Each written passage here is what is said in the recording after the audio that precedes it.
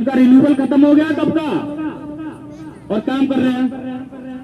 संवैधानिक तौर पे तुम रिन्यूअल के तौर पे काम कर सकते हो।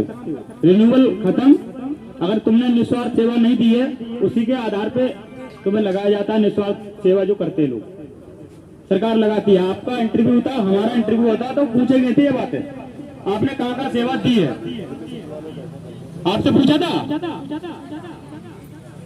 तो सब ड्यूटियों के बारे में पूछा था कि कौन कौन सी सेवा दी है, कितने साल से आप सेवा कर रहे हो उसमें।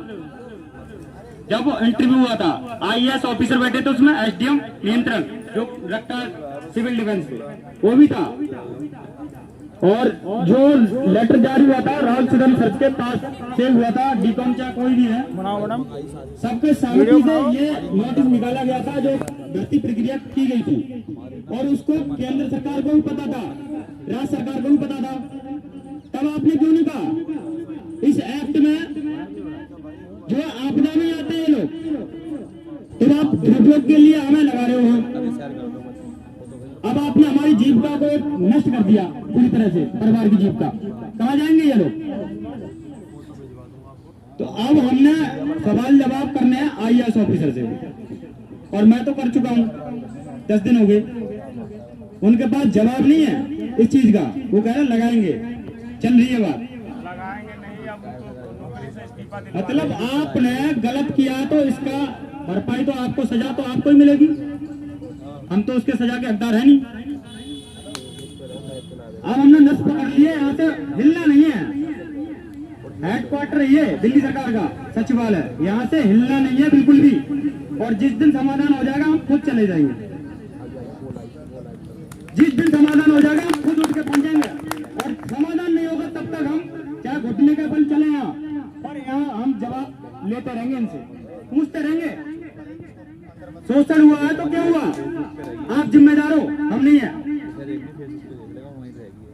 इसलिए एक्ट को लेके हम लड़ेंगे, और जो 10,792 लोग हैं या तो एक्ट में ये संशोधन करके लगा देंगे, और संशोधन नहीं करते तो 10,792 लोगों के लिए सुनिश्चित 60 साल तक रोजगार सुनिश्चित किया जाए इनका।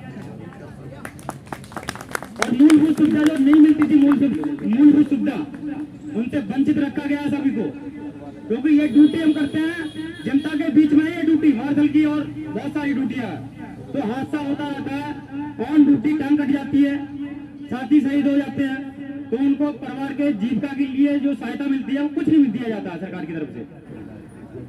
कोई मेडिकल सुविधा नहीं है, पीएफ सुविधा नहीं है, कुछ नहीं है, तो इससे सहायता नहीं मिलती है परिवार को, और साथी हमारा चला जाता है, तो वो परिवार हमारा रोड पे आ जाता है। इसलिए मूलभूत सुविधा आप लेके छोड़ेंगे इनसे, ऐसे नहीं जाने देंगे, गलती इनसे हुई है।